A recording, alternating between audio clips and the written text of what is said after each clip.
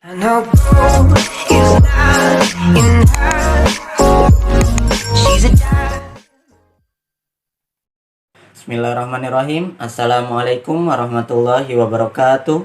Perkenalkan, nama saya Raka Mubaraka dari Prodi Hukum Keluarga kelas 2 HKB, mata kuliah Pengantar Hukum Indonesia, dosen pengampu Bapak Nur Habibi, MH.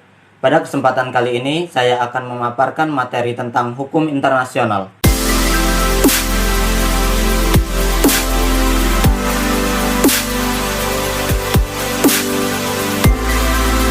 Apa sih itu hukum internasional? Para ahli hukum internasional memiliki pendapat yang berbeda tentang pengertian hukum internasional. Beragamnya pendapat tentang hukum internasional dapat dikatakan sama dengan beragamnya pemahaman tentang definisi hukum sebagai sebuah kajian. Pandangannya bergantung pada sudut pandang tentang hukum internasional di optik. Sarjana Hukum Internasional kenamaan berkebangsaan Indonesia, yaitu Mokhtar Kusamaja, mendefinisikan hukum internasional sebagai keseluruhan kaidah dan asas yang mengatur hubungan atau persoalan yang melintasi batas negara antara yang pertama negara dengan negara dan yang kedua negara dengan subjek hukum lain bukan negara atau subjek hukum bukan negara satu sama lain. Definisi hukum internasional yang disampaikan Mokhtar Kusamaja sesungguhnya merupakan definisi yang komprehensif. Kenapa? Karena mengandung dua aspek penting dari hukum internasional tersebut, yaitu yang pertama, sumber hukum internasional.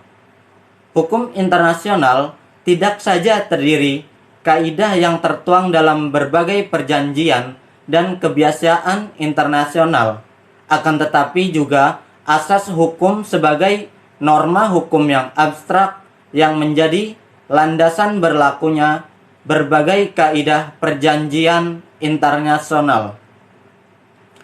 Sumber hukum internasional yang menurut pasal 38 ayat 1 Statuta Mahkamah Internasional atau International Court of Justice, yaitu perjanjian internasional, kebiasaan internasional, dan sumber hukum tambahan yaitu putusan pengadilan dan pendapat ahli hukum.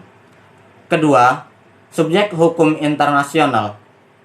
Maksudnya bahwa dalam definisi hukum internasional tersebut tersirat bahwa yang diatur oleh hukum internasional adalah hubungan hukum yang dilakukan subjek hukum internasional, yaitu hubungan dengan negara dengan subjek hukum lain, yaitu negara dengan organisasi internasional, negara dengan individu, negara dengan palang merah internasional, dan negara dengan pemberontak atau belligerent. Adapun tujuan hukum internasional, menurut Samsu Haidi Adimiwiria, tujuan pokok hukum internasional adalah yang pertama, memelihara perdamaian dan keamanan internasional, dan yang kedua yaitu kepentingan umum dari warga masyarakat internasional dan mengembangkan kesejahteraan umum umat manusia. Yang ketiga, mengembangkan hubungan-hubungan bersahabat dan bekerja sama di segala bidang-bidang antar bangsa-bangsa.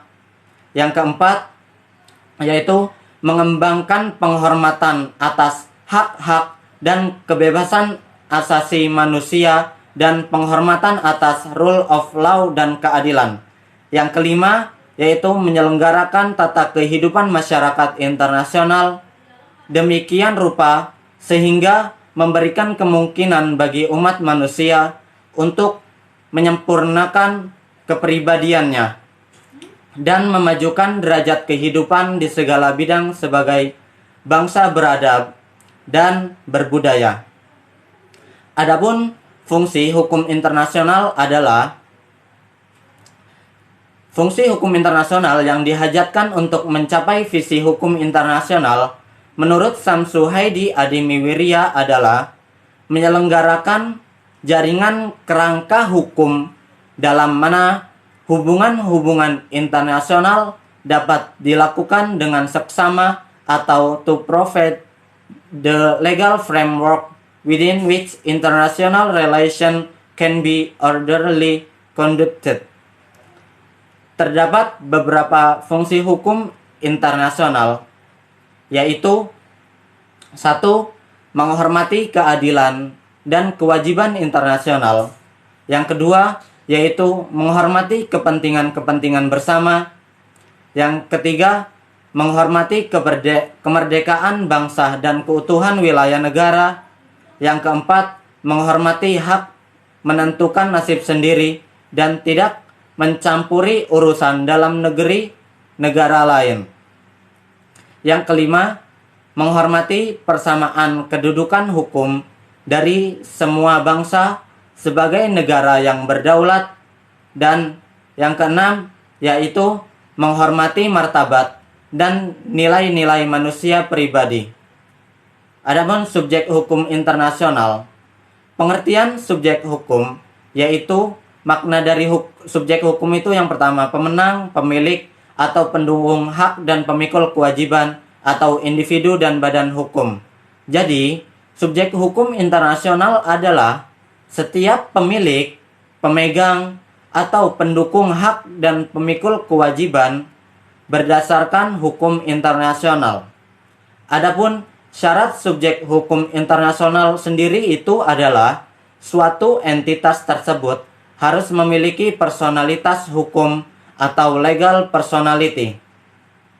Jenis-jenis subjek hukum internasional yang diakui adalah negara, organisasi internasional, palang merah, internasional, tahta suci, organisasi pembebasan, atau bangsa-bangsa yang sedang memperjuangkan hak-haknya, kaum beligeransi, orang perorangan atau individu, wilayah perwalian, organisasi internasional, non-negara atau non-pemerintahan, perusahaan transnasional, dan perusahaan multinasional. Praktek tuntutan masyarakat internasional untuk mengadili pelaku kejahatan internasional masa lalu berkembang seiring dengan maraknya kejahatan internasional yang dilakukan oleh para pemimpin dunia itu sendiri, yang menimbulkan dampak yang luar biasa kejinya terhadap kemanusiaan. Selama ini, pelaku kejahatan internasional yang kebetulan adalah pemimpin politik sebuah negara tidak dapat dihukum dengan berlindung di balik kekebalannya atau immunity sebagai kepala negara yang tidak dapat dituntut oleh sebuah lembaga pengadilan internasional. Di samping itu, pengadilan internasional yang telah dibentuk selama ini cenderung dianggap sebagai pengadilan yang mengedepankan nilai keadilan menurut ukuran negara pemenang perang atau victor justice. Menanggapi adanya tuntutan tersebut, maka pemerintah dan DPR pada tahun 2000 menetapkan sebuah undang-undang yang mengatur tentang pengadilan HAM atau hak asasi manusia, yaitu pada Undang-Undang Nomor 26 Tahun 2000 tentang Pengadilan HAM. Kehadiran undang-undang ini melahirkan sikap pro dan kontra di antara pakar hukum dan menjadi wacana nasional. Hal yang memicu kontroversi tersebut adalah dianutnya asas hukum berlaku surut atau retroaktif pengadilan HAM di Indonesia. Pihak yang mendukung asas tersebut memiliki alasan tersendiri untuk mendukung dianutnya asas non-retroaktif, yaitu untuk memberikan keadilan bagi korban dan menghukum pelakunya. Sedangkan pihak yang kontra menyatakan bahwa pemberlakuan asas berlaku surut merupakan pelanggaran hak mereka yang telah dijamin konstitusi Undang-Undang 1945 yang telah diamandemen, yaitu hak untuk tidak dihukum berdasarkan hukum yang berlaku surut yang merupakan bentuk hak asasi yang bersifat non-derogable right. Ya, mungkin cukup sekian pemaparan materi dari saya. Mohon maaf apabila ada kesalahan atau kekurangan dari pemaparan saya, karena kekurangan itu datangnya dari saya sendiri dan kesempurnaan hanya milik Allah Subhanahu wa Ta'ala. Saya akhiri, wallahul muwaffiq ila aqwamit thoriq. Wassalamualaikum warahmatullahi wabarakatuh. I know gold is not enough.